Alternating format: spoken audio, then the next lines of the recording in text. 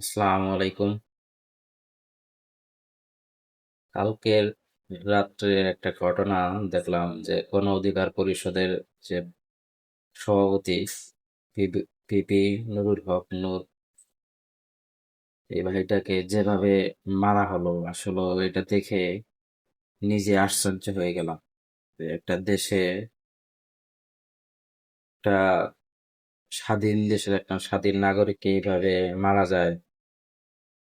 মানে এই লোকটা দেখতেছি যে অনেক বছর যাবতীয় আন্দোলন করতেছে। ভিপি নুর যখন গণ অধিকার পরিষদ গঠন করছে তারপর থেকেই সে বিভিন্ন বিষয়ের অন্যায়ের প্রতিবাদ করে আসতেছে। এর জন্য অনেক নির্যাতন, জেল জুলুম উনি সহ্য করেছেন।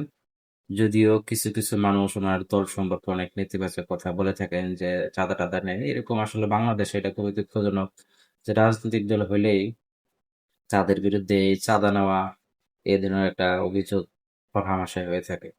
সত্যি যদি যে এগুলা সত্য হয়, সেগুলো তদন্তের মাধ্যমে আইন আদালত বিচার জেল জুলুমের মাধ্যমে সেগুলা বিচার হতে পারে, জেল জেল এবং জরিমানার মতো। কিন্তু এখানে যে জুলুমটা হইলো তার প্রতি আসলে মানুষ একটা, মানে আপনার আহ, মব, কিংবা যেটা বলা হচ্ছে যে মব সৃষ্টি করার মানে পায়তারা করতেছিল, কিংবা যেটাই এক পরিস্থিতি যেমনই হোক সেটা ছত্রভঙ্গ করার জন্য এমন ভাবে প্রহার করে, যেমন তার পায়ে কিংবা তার মাংসতে, মাংসপেশিগুলোতে আঘাত করতে হয় যাতে সে আঘাত পেয়ে চলে যায়। কিন্তু এখানে তো আমি দেখলাম ভিডিওতে যে নিজের চোখে না দেখলে বিশ্বাস করতাম না, যেভাবে তাকে খোঁচায় খোঁচায় কিংবা মাথায়, নাক, মুখ এবং বুকে যেভাবে আঘাত করা হলো, এটা তো অনেকটা, মানে তাকে আক্রোশ এবং মনে হয় যে তাকে মেরেই ফেলবে এরকম একটা অবস্থা, এইভাবে আঘাত করা হচ্ছে। তো এটা খুবই দুঃখজনক। আসলে এই দেশ আসলে কবে ঠিক হবে, খুব হতাশ হয়ে যায়। হবে না, হতে পারে, কারণ যে হয়তো আমাদের প্রত্যেকটা মানুষ প্রত্যেকজনকে আসলে ঠিক হতে হবে, তাহলে হয়তো কোনোদিন যদি, মানে এ দেশ ঠিক হয়। আসলে কি বলবো, আসলে বুঝতে পারছি না এই, মানে এই পরিস্থিতি দেখার পর নিজের ভাষায় হারিয়ে ফেলছি যে একটা দেশে এরকম হতে পারে। যে প্রকৃতপক্ষে আমি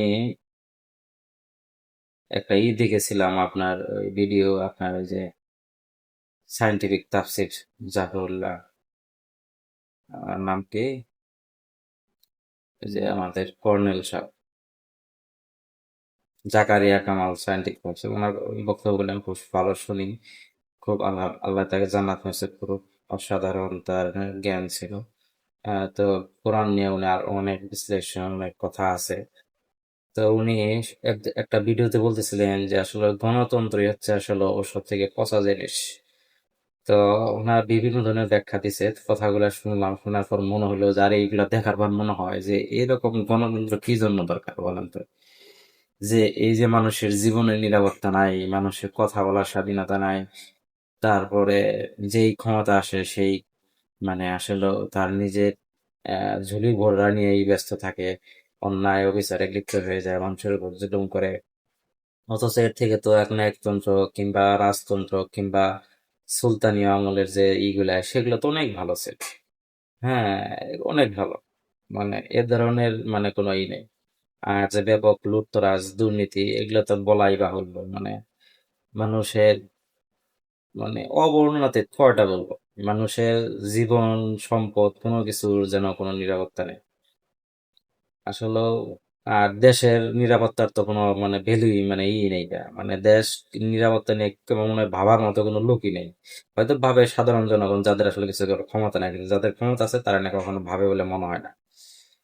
যাই হোক, নিজের কথাগুলোই নিজে আলোচনা করলাম। তো কারো ভালো লাগলে কিংবা কোনো মন্তব্য থাকলে কমেন্ট করবেন। Thank you. আসসালামু আলাইকুম।